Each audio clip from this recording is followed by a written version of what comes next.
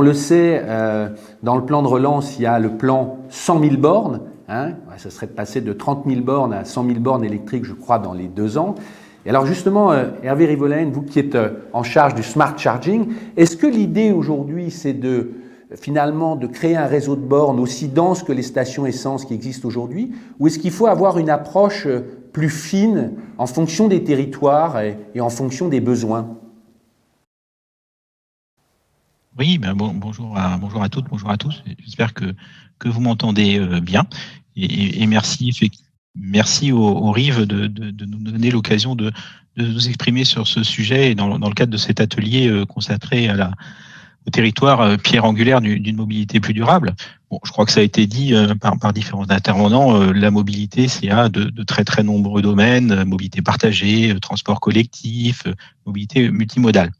Et effectivement, aujourd'hui, plutôt centrer mon propos sur la question des infrastructures de recharge, puisque dans ce domaine-là, et je crois que ça a été dit aussi par un intervenant précédemment, il y a une forme d'urgence. Et pour illustrer ce propos, je voudrais prendre une communication qui a été faite la semaine dernière en Allemagne par la puissante Fédération des industries automobiles allemandes, la fameuse VDA, qui a finalement exhorté l'Allemagne à faire x10 sur le déploiement des infrastructures de recharge. Actuellement, en Allemagne, il se déploie à peu près 200 infrastructures de recharge par semaine, et d'après les études de cet institut, il faudrait passer à 2000. Et il explique très clairement que, tout à l'heure, ça a été dit aussi, mais il y a eu, on observe en 2020 un accroissement très très fort des ventes de véhicules électriques, sous l'impulsion des normes CAFE, puisqu'on est passé de ventes de 2-3% de véhicules électriques, de véhicules hybrides rechargeables en 2019 à quelque chose qui est proche de 10% aujourd'hui, ce qui est quand même une très très bonne nouvelle, puisque ça a été dit aussi, mais décarboner les transports, qui représentent à peu près 30% de nos émissions de gaz à effet de serre, c'est essentiel pour atteindre les objectifs qu'on s'est fixés en matière de lutte contre le réchauffement climatique. Et toujours pour citer cet exemple de l'Allemagne, d'après cette étude, il y avait à peu près, ce qui est un ratio courant et classique, 10 véhicules se partageaient une borne de recharge en mai 2020. Et avec la croissance actuelle des ventes de véhicules en Allemagne, en 2021, si rien n'est fait, ça sera plutôt 20 véhicules à se partager une même borne. Alors, il y a eu les annonces du président de la République le 26 mai, comme vous le rappeliez tout à l'instant, de finalement ce plan 100 000 bornes, sachant qu'actuellement on est autour de 30 000 infrastructures de recharge publiques en France. Donc l'accélération est assez forte. Il nous reste 14 mois pour arriver à ce résultat. Mais j'avais aujourd'hui envie d'insister sur le fait que l'enjeu quantitatif ne doit pas se substituer finalement à l'enjeu qualitatif. En effet, enfin plus que jamais, je dirais, dans la crise actuelle, l'argent public doit être utilisé finalement à bon escient.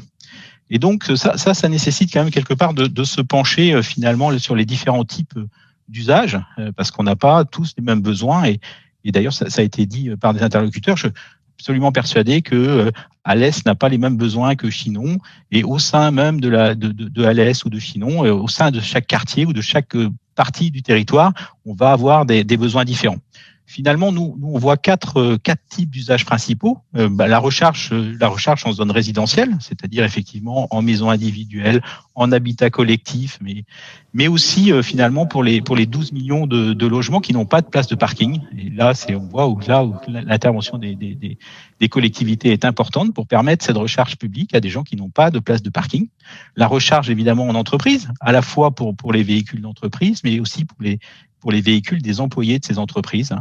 Il faut pas oublier que toutes les études montrent que 70 à 80% de la recharge demain s'effectuera dans les bâtiments. J'ai l'habitude de le dire et je le répète ici une nouvelle fois. La station-service du futur, c'est quand même essentiellement demain le bâtiment, mais pas que. Évidemment, il y a toutes les questions de recharge de proximité en centre-ville, dans les parkings publics, dans les centres commerciaux, dans les restaurants, dans les hôtels, les cinémas, sur lesquels effectivement il faut aussi pouvoir offrir des recharges et des recharges de proximité. Et puis enfin, il y a évidemment la question de la recharge rapide en itinérance, alors évidemment sur les autoroutes, sur les grands axes routiers, en périphérie des grandes métropoles et dans un certain nombre de nœuds routiers.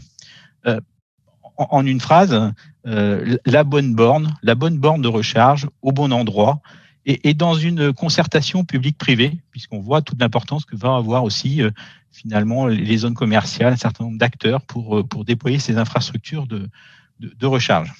Et à ce titre, évidemment, la loi d'orientation des mobilités, je dirais, elle renforce avec la possibilité de mettre en œuvre des schémas directeurs d'infrastructures de recharge. Pour nous, c'est vraiment important que les acteurs des collectivités, les acteurs du territoire s'emparent de cet outil. Et il nous semble que finalement, les clés, c'est évidemment d'abord de la data, une bonne connaissance de la data, évidemment de la data d'usage des bornes existantes, mais aussi des données socio-économiques, des données sur l'habitation, des données de transport, des données de démographie.